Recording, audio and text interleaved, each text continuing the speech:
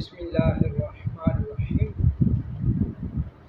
غسل کا بیان اور غسل کرنے کا طریقہ بھی انشاءاللہ عرض کیا جائے گا۔ کن باتوں کی وجہ سے، کن وجوہات کی وجہ سے غسل فرض ہوتا ہے؟ فرمایا غسل 5 چیزوں کی وجہ سے فرض ہوتا ہے۔ وہ 5 چیزیں یہ ہے: نمبر 1، منی کا اپنی جگہ سے شہوت کے ساتھ جدا ہونا، جدا ہو کر عضو سے نکلنا۔ اگر منی اپنی جگہ سے شہوت کے ساتھ جدا ہو کر عضو خاص سے نکلتی ہے تو پھر کیا ہوگا؟ غسل فرض ہوگا۔ پھر آگے فرماتے ہیں کہ نمبر 2، احتلام یعنی سوتے میں منی کا نکل جانا، اس سے بھی غسل فرض ہو جاتا ہے۔ نمبر 3، شرمگاہ میں حشفہ تک چلے جانا، یعنی 2 شرمگاہوں کا آپس میں مل جانا، چاہے انزال ہو یا نہ ہو، تو غسل فرض ہو جائے گا۔ آگے فرماتے ہیں حیض یعنی ماہواری خون سے فراغت پانے کے بعد عورت پر غسل فرض ہے۔ نمبر 5، نفاس یعنی بچہ پیدا کرنے کے بعد جو خون آتا ہے اس سے فارغ ہونے کے بعد بھی غسل فرض ہو جاتا ہے۔ مسئلہ احتلام یعنی سوتے سے اٹھا اور بدن یا کپڑے پر تری پائی، سوتے اٹھا اور بدن پر تری پائی یا منی پائی، تو اگر احتلام ہونا یاد نہیں اور اس کے بدن یا کپڑے پر تری یا منی پائی جا رہی ہے، وہ دیکھ رہا ہے، تو اس پر غسل فرض ہے۔ تو اگر احتلام یاد ہے مگر اس کا کوئی اثر کپڑے وغیرہ پر نہیں، کپڑے پر اثر نہیں، بدن پر اس کا اثر نہیں، ٹھیک ہے، تو پھر کیا ہوگا؟ اس کے اوپر غسل فرض نہیں۔ اور آگے فرماتے ہیں مسئلہ کہ عورت کو خواب ہوا تو جب تک منی فرج داخل سے نہ نکلے غسل واجب نہیں۔ جن چیزوں کو جنبی بندے کا چھونا جائز نہیں: جس کو نہانے کی ضرورت ہو اس کو مسجد میں جانا، طواف کرنا، قرآن مجید چھونا، اگرچہ اس کا سادہ حاشیہ ہی کیوں نہ ہو، یا جھولی یا چھوئے یا بے چھوئے دیکھ کر، یا زبانی پڑھنا، یا کسی آیت کا لکھنا، یا آیت کا تعویذ لکھنا، یا ایسا تعویذ چھونا، یا ایسی انگوٹھی چھونا یا ایسی پہننا جیسے کہ جس کے اوپر مقطعات لکھے ہوں، تو کہتے ہیں کہ یہ انگوٹھی ناجائز و حرام ہے۔ آگے کہتے ہیں اگر قرآن عظیم جز دان میں ہو، اگر قرآن عظیم جز دان میں ہو، جز دان پر ہاتھ، اگر جز دان میں ہو تو جز دان پر ہاتھ لگانے میں حرج نہیں، یعنی قرآن پاک باکس کے اندر ہوتا ہے، تو کہا گیا کہ اس باکس کو ہاتھ لگانے میں حرج نہیں، قرآن پاک کو ہاتھ نہ لگایا جائے۔ یوں ہی رومال وغیرہ کسی ایسے کپڑے سے پکڑنا جو نہ اپنا تابع ہو، یعنی مثال کے طور پر اپنا تابع سے کیا مراد؟ کہتے ہیں کہ اگر بندے کے اوپر غسل فرض ہے نا، یا بے وضو بندہ، تو پھر بندہ قرآن کو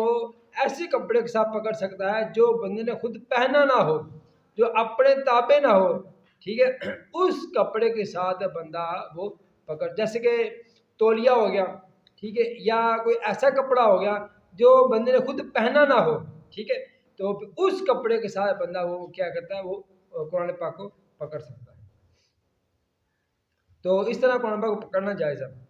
کرتے کی آستین، دوپٹے کی آنچل سے یہاں تک کہ چادر کا ایک کونا اس کے مونڈے پر ہو، کندھے پر ہو، تو دوسرے کونے سے قرآن پاک، دوسرے کونے سے اس چادر کے دوسرے کونے سے قرآن پاک کو اس طرح پکڑنا یہ حرام ہے، اس طرح جائز نہیں۔ اور یہ سب اس کے تابع ہیں، یہ چادر بھی اس کے تابع ہے، آنچل عورت کے تابع ہے، ٹھیک ہے،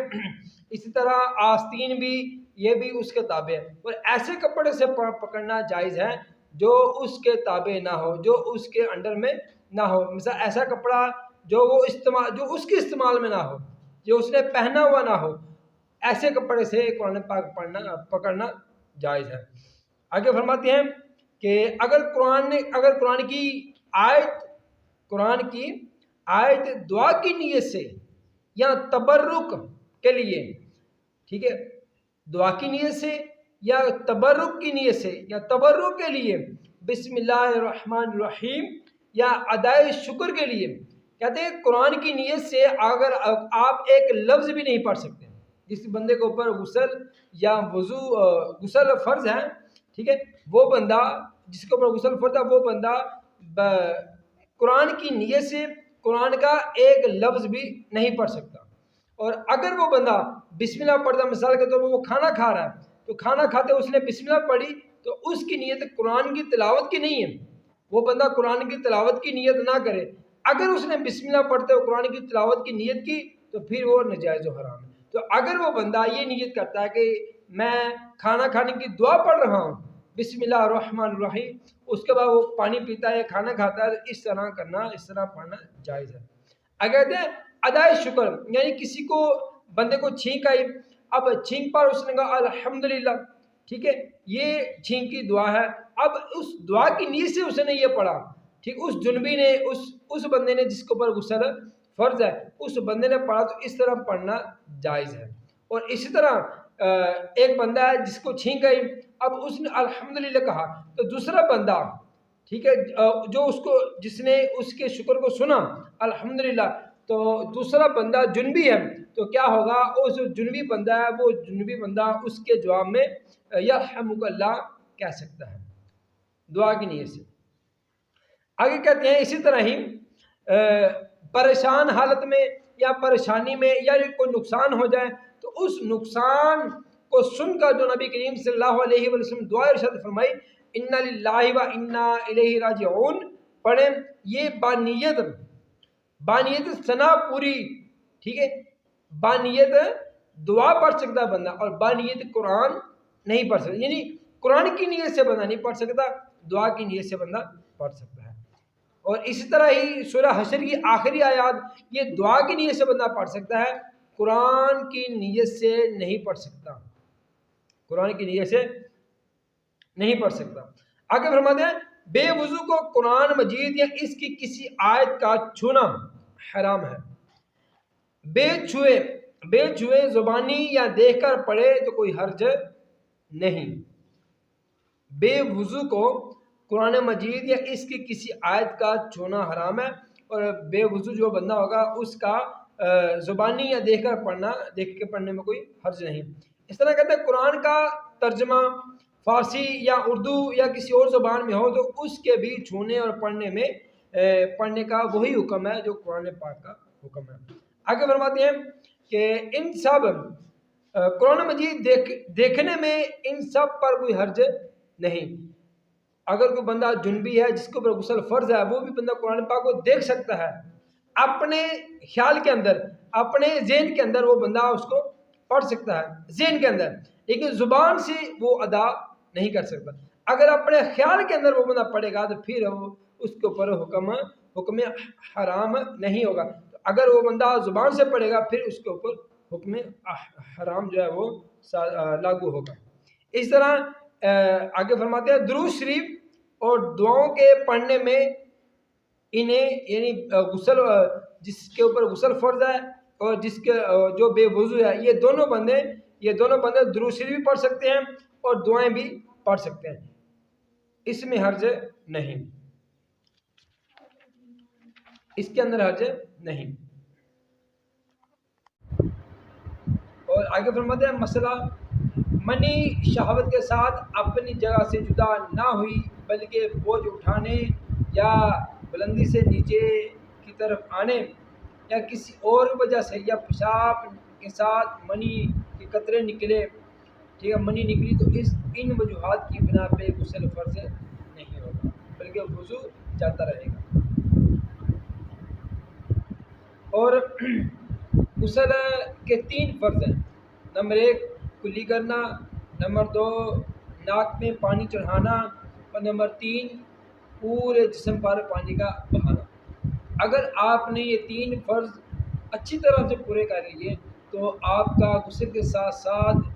آپ کا انشاءاللہ وضو بھی ہو جائے گا۔ پہلے میں ان کے مسائل عرض کرتا ہوں، تینوں کے تین جو فرائض ہیں ان کے اندر کون کون سی چیزیں، کن کن چیزوں کو ملحوظ خط رکھنا چاہیے، اور اگر ان کو نظر انداز کر دیا جائے تو پھر کیا ہوگا، غسل صحیح نہیں ہوگا۔ نمبر 1 کلی کرنا، اور مطلب کلی اس طرح کریں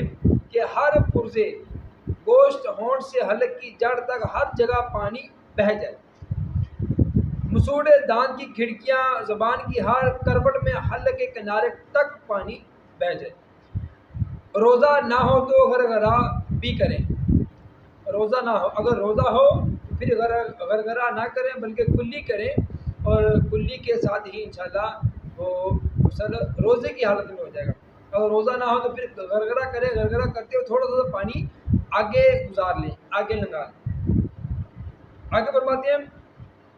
پانی اچھی طرح ہر جگہ پہنچائیں، دانت میں کوئی چیز اٹکی ہو جیسے گوشت کا ریشہ، چھالیا کا چورن، پان کی پتی وغیرہ، تو جب تک ضرر کا حرج نہ ہو، نقصان کا حرج نہ ہو یا تکلیف کا حرج نہ ہو تو اس کو چھڑانا ضروری ہے۔ تو اگر تکلیف کا اندیشہ ہے تو پھر اس کو چھڑانا ضروری نہیں، اور بے اس کے غسل نہ ہوگا۔ اگر تکلیف نہیں ہوتی چھڑانے میں تو پھر اس کے بغیر غسل نہیں ہوگا، اور بے غسل نماز نہ ہوگی۔ یہ ہو گیا کلی کے حوالے سے، اور کلی کرتے ہوئے اچھی طرح پورے منہ کے اندر کلی کے پانی کو گھمائیں، گھمانے کے بعد پھر ایک دفعہ، پھر دو دفعہ، پھر تیسری مرتبہ، 3 مرتبہ کلی کریں، کلی کرنے کے بعد پھر اسے پانی کو باہر پھینکیں۔ اور ناک میں پانی چڑھانا، فرمایا ناک میں پانی ڈالنا ان دونوں نتنوں میں جہاں تک نرم جگہ ہے، جہاں تک نرم جگہ ہے، یہاں تک نرم جگہ ہے وہاں تک دھلنا، پانی کو سونگھ کر اوپر کی طرف چڑھائے، پانی کو اس طرح پانی کو سونگھ کر اوپر کی طرف چڑھائے تاکہ بال برابر بھی جگہ ناک کے نتنوں میں خشک نہ رہ جائے۔ تو اگر بال برابر بھی جگہ ناک کے نتنوں میں خشک رہ گئی تو کیا ہوگا، غسل نہ ہوگا۔ اگر بلاک نتھ کیل کا سوراخ ہو تو اس میں بھی پانی پہنچانا ضروری ہے۔ ناک کے اندر ریڑھ نکٹی سوکھ گئی، ریڑھ نکٹی سوکھ گئی تو اس کا چھڑانا بھی فرض ہے، اور ناک کے بال دھونا بھی فرض ہے۔ یعنی کہ ناک کے اندر جو بال ہیں وہ ظاہر ہے جب بندہ پانی چڑھائے گا اچھی طرح سے اوپر کی طرف کھینچے گا، چڑھائے گا تو کیا ہوگا، وہ بال آٹومیٹکلی تر ہو جائیں گے، وہ گیلے ہو جائیں گے۔ اس طرح یہ ناک جو دوسرا فرض ہے ناک میں پانی چڑھانا، یہ بھی پورا ہو جائے گا۔ یہ بھی 3 مرتبہ کرنا ہے، کلی بھی 3 مرتبہ، ناک میں پانی چڑھانا بھی 3 مرتبہ، اور اس سے آگے پورے بدن پر پانی بہانا۔ کہتے ہیں کہ پورے بدن پر پانی بہانا اس طرح کے پاؤں کے تلوے تک جسم کے ہر پرزے پر، ہر رونگٹے پر پانی بہہ جائے، پانی بہہ جائے، اس لیے کہ اگر ایک بال کی نوک کے برابر بھی جسم دھلنے سے رہ گیا تو غسل نہیں ہوگا۔ کس پانی سے وضو اور غسل جائز ہے؟ بارش کے پانی سے وضو اور بارش کا پانی، سمندر کا پانی، دریا، ندی، نالے، چشمے، کنویں، بڑے حوض اور بڑے تالاب اور بہتا ہوا پانی، اولا یعنی اولوں کا پانی اور برف، ان سب پانیوں سے وضو اور غسل کرنا جائز ہے۔ کہتے ہیں بہتے ہوئے پانی کی کیا تعریف ہے؟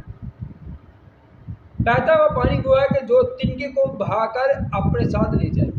یہ اسے کہتے ہیں بہتا ہوا پانی، اور بہتے ہوئے پانی کے ساتھ بھی غسل کرنا جائز ہے۔ اور بہتا ہوا پانی کسے کہتے ہیں؟ جو اپنے ساتھ تنکا بہا کر لے جائے۔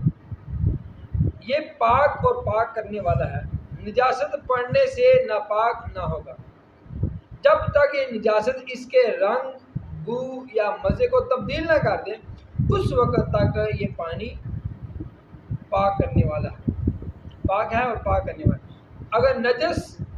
چیز سے رنگ یا بو یا مزہ بدل گیا تو ناپاک ہو گیا۔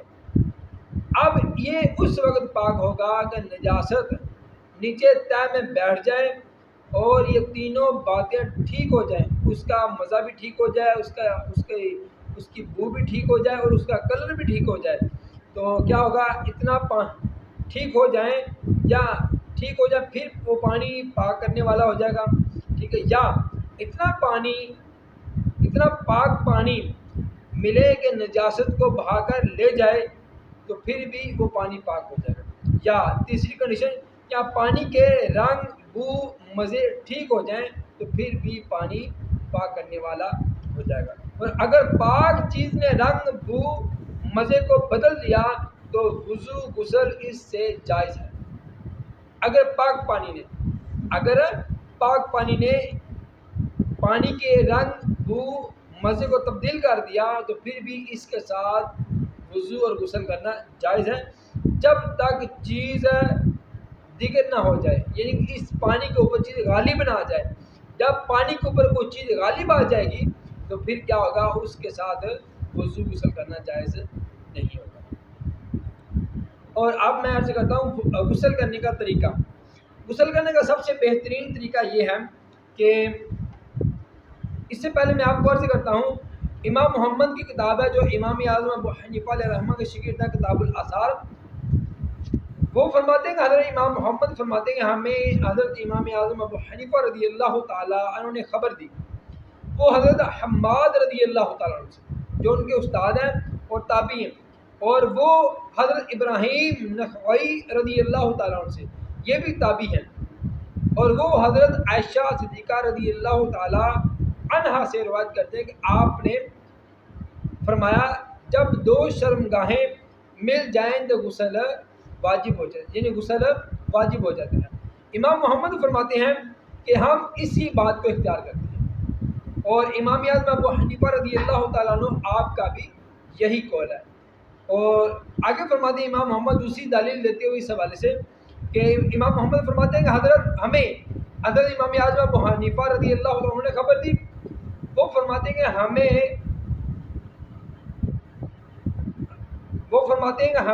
ہم سے ابو اسحاق بہقی رضی اللہ تعالیٰ عنہ انہوں نے بیان کیا، وہ اسود بن یزید رضی اللہ تعالیٰ عنہ سے، اور وہ ام المومنین حضرت عائشہ صدیقہ رضی اللہ تعالیٰ عنہ سے روایت کرتے ہیں۔ وہ فرماتے ہیں نبی کریم صلی اللہ علیہ وسلم رات کے پہلے حصے میں ازواج مطہرات کے پاس تشریف لے جاتے، پھر آرام فرماتے اور غسل نہ فرماتے، اور اگر رات کے آخری حصے میں بیدار ہوتے تو دوبارہ قرب فرماتے، یعنی دوبارہ آپ ازواج مطہرات کے ساتھ قرب فرماتے اور اس کے بعد پھر آپ غسل فرماتے۔ اور امام محمد علیہ رحمہ جو کہ امام اعظم ابو حنیفہ رضی اللہ تعالیٰ عنہ اور امام ابو یوسف کے شاگرد ہیں، وہ فرماتے ہیں کہ ہم اسی بات کو اختیار کرتے ہیں کہ اگر کوئی بندہ رات کے پہلے حصے میں اپنی عورت کے ساتھ جمع کرے اور پھر وہ بغیر غسل کرے سو جائے، اور پھر رات کے آخری حصے میں اٹھے اور پھر اپنی بیوی کے ساتھ جمع کرے اور اس کے بعد وہ غسل کرے، اس طرح کرنا بھی جائز ہے۔ وہ فرماتے ہیں کہ یہی قول امام اعظم ابو حنیفہ رضی اللہ تعالیٰ عنہ کا ہے۔ غسل کرنے کا طریقہ کیا ہے؟ عموماً لوگوں کے ذہنوں میں ہوتا ہے جب بندہ غسل کرے ناپاک ہو جائے تو بندے کی ہر چیزیں ناپاک ہو جاتی ہیں، اور جس وقت تک بندہ کلمہ نہ پڑھے یا کوئی اس طرح کی دعا نہ پڑھے تو پھر اس وقت تک بندہ پاک نہیں ہو سکتا، چاہے بندہ وہ جتنا مرضی نہاتا رہے، جتنا مرضی غسل کرتا رہے، لیکن اس طرح کی کوئی بات نہیں، بلکہ آپ نے سب سے پہلے جب آپ پر غسل فرض ہو جائے اس کے بعد آپ نے کیا کرنا ہے، سب سے پہلے آپ نے واش روم میں جانا ہے۔ واش روم میں جانے کے بعد آپ نے اگر سارے کپڑے اتارنے ہیں تو پھر آپ کی کمر اور آپ کا چہرہ قبلے کی طرف نہیں ہونا چاہیے، منع فرمایا گیا اس چیز سے۔ اور اس کے بعد آپ نے واش روم کے اندر بالکل بولنا نہیں ہے، کوئی بات نہیں کرنی، کوئی بھی قرآن پاک کا لفظ نہیں پڑھنا، کوئی بھی دعا نہیں پڑھنی، کچھ بھی نہیں پڑھنا، کوئی کلمہ نہیں پڑھنا، ٹھیک ہے؟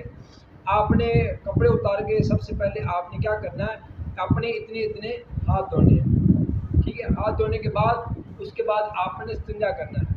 استنجا کرنے کے بعد جہاں پر آپ کی نجاست لگی ہوئی ہے، جہاں پر نجاست لگی ہوئی ہے، جہاں پر گندا پانی لگا منی لگی ہوئی ہے، اس کو آپ نے پانی کے ساتھ اچھی طرح دھونا ہے۔ اور اس کے بعد پھر آپ نے اس کو دھونے کے بعد پھر آپ نے کیا کرنا ہے، 3 دفعہ ہو سکے تو جیسے وضو کرتے ہیں، ٹھیک ہے، نماز کے لیے، اس طرح آپ پہلے وضو کر لیں۔ منی دھونے کے بعد آپ وضو کر لیں۔ وضو کرنے کے بعد آپ پھر کیا کریں، اگر آپ نے اسپیشلی وضو نہیں کرنا تو پھر اس کا آسان طریقہ یہ ہے کہ سب سے پہلے آپ ہاتھ دھوئیں، ہاتھ دھونے کے بعد آپ منی صاف کریں پانی کے ساتھ، اس کے بعد آپ کیا کریں، اس کے بعد آپ کلی کریں، کلی اچھی طرح کریں اور پورے کلی کا پانی پورے اپنے منہ کے اندر اچھی طرح گھمائیں، گھمانے کا، اور گرگر اگر روزہ نہ ہو تو گرگرا کریں، گرگرا کرنے کے بعد پانی باہر پھینک دیں، اور روزہ نہ ہو تو گرگرا کریں اور اس کے ساتھ آپ پانی تھوڑا سا آگے گزار لیں، ٹھیک ہے؟ 3 دفعہ آپ نے اس طرح کلی کرنی ہے، اور اس کے بعد پھر آپ نے 3 دفعہ ہی ناک میں پانی چڑھانا ہے۔ پہلی دفعہ کہ پانی ناک کے اندر جو پانی چڑھایا جائے اس سے تمام ناک کے اندر جتنے بال ہیں وہ سارے کے سارے تر ہو جائیں، پانی ناک کے ہر بال کو وہ تر کر دے، ٹھیک ہے؟ پانی جب آپ اس طرح ناک پہ چڑھائیں تو کیا کریں، اوپر کی طرف کھینچیں، یہ سانس اوپر کی طرف لیں گے تو کیا ہوگا، انشاءاللہ وہ سارے کا سارا ناک جو ہے نا وہ تر ہو جائے گا انشاءاللہ۔ 3 دفعہ اپنے ناک میں پانی چڑھانا ہے، ٹھیک ہے؟ اور اس کے بعد آپ نے اگر شاور کے نیچے ہیں تو پھر آپ اس طرح کریں، سنت کی نیت سے، بولنا آپ نے کچھ نہیں، پڑھنا کچھ نہیں، ٹھیک ہے؟ اور صرف آپ نے شاور کے نیچے اپنا جو سیدھی سائڈ آپ کا یہ کندھے کی ہے، ٹھیک ہے، یہ آپ نے پہلے کر لیں سنت کی نیت سے، پہلے اسے کر لیں نیچے، پھر اسے کر لیں، پھر اپنے سر، اس طرح انشاءاللہ سنت کا بھی ثواب مل جائے گا اور انشاءاللہ غسل بھی ہو جائے گا۔ اور پھر کیا کریں، اچھی طرح پورے بدن کو ملیں، ٹھیک ہے؟ ملنے کے بعد اور پھر آپ صابن لگائیں، صابن کے ساتھ ملیں اچھی طرح، ہر جگہ پہ صابن لگ جائے، اس کے بعد پھر آپ پانی بہائیں گے جب، تو کوشش کریں آپ کی جتنی بھی جگہ جس سے ملنے والی جگہ ہیں، مثال کے طور پر جیسے کہ جو بھی جگہ ملنے والی ہیں ادھر آپ ہاتھ کے ساتھ کیا کہتے ہیں وہ مس کریں اور پانی ادھر بھی مل جائے، تاکہ کوئی بھی جسم کا ایک بال برابر بھی جگہ خشک نہ رہ جائے۔ اگر بال کی نوک کے برابر بھی جگہ کسی بھی جگہ سے کوئی چیز خشک رہے گی جسم کی تو کیا ہوگا، غسل نہیں ہوگا، غسل نہیں ہوگا تو نماز نہیں ہوگی۔ تو غسل اگر نہ ہو تو پھر بے غسل بندے کو مسجد میں جانا جائز نہیں، قرآن پاک چھونا جائز نہیں، قرآن پاک پڑھنا جائز نہیں، ٹھیک ہے؟ تو اس طرح اگر آپ کریں گے 3 دفعہ کلی کی، 3 دفعہ ناک میں پانی چڑھایا اور اس کے بعد پورے جسم پر پانی بہایا تو یہ آپ کے غسل کے تینوں فرض پورے ہو جائیں گے، اور انشاءاللہ یہ تینوں فرض اگر آپ اچھی طرح پورے کیے تو انہی فرضوں کے اندر انشاءاللہ آپ کا وضو بھی ہو جائے گا۔ غسل کرنے کے بعد آپ کو دوبارہ وضو کرنے کی ضرورت نہیں۔ اور اعلیٰ حضرت امام احمد رضا خان رحمۃ اللہ تعالیٰ علیہ آپ فرماتے ہیں جب بندے کے اوپر غسل فرض ہو، قرآن پاک کو چھو بھی نہیں سکتا، قرآن پاک کی کوئی آیت پڑھ بھی نہیں سکتا، لیکن وہ بندہ کیا کرے، وہ بندہ صرف اور صرف کیا کہتے ہیں وہ دعائیں پڑھ سکتا ہے، ٹھیک ہے؟ لیکن غسل واش روم میں کچھ بھی نہیں پڑھ سکتا، واش روم میں بولنا بھی منع فرمایا گیا، واش روم کے اندر بولنا بھی منع فرمایا گیا۔ اس لیے جب آپ غسل کریں گے تو 3 یہ فرض، کلی کرنا، ناک میں پانی چڑھانا، پورے جسم پر پانی بہانا، جب یہ 3 فرض پورے ہو جائیں گے تو آپ اللہ کے حکم سے کیا ہو جائیں گے، وہ آپ پاک صاف ہو جائیں گے آپ پاک ہو جائیں گے، اور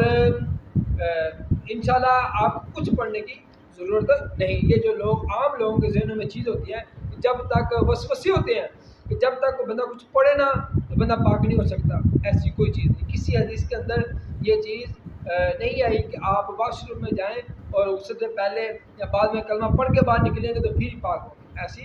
کوئی چیز نہیں، بلکہ آپ 3 فرض غسل کے پورے ہو گئے، آپ نے 3 فرض غسل کے اچھی طرح پورے کر لیے تو تو کیا ہوگا، آپ کا غسل بھی ہو جائے گا، غسل کے ساتھ ساتھ پھر آپ کا وضو بھی ہو جائے گا۔ اور آخری بات میں عرض کروں، جب آپ غسل کریں تو اگر آپ کے پاؤں کے نیچے جوتی نہیں ہے تو پھر کیا کریں، آپ جب غسل کرنے کے بعد آپ باہر نکلیں تو اپنے پاؤں کو دھو لیں، پاؤں کو دھونے کے بعد پھر آپ واش روم سے باہر تشریف لائیں۔ اللہ تعالیٰ کی بارگاہ میں دعا کہ اللہ تبارک تعالیٰ ہمیں عمل کی توفیق عطا فرمائے، آمین بجاہ نبی صلی اللہ علیہ وسلم۔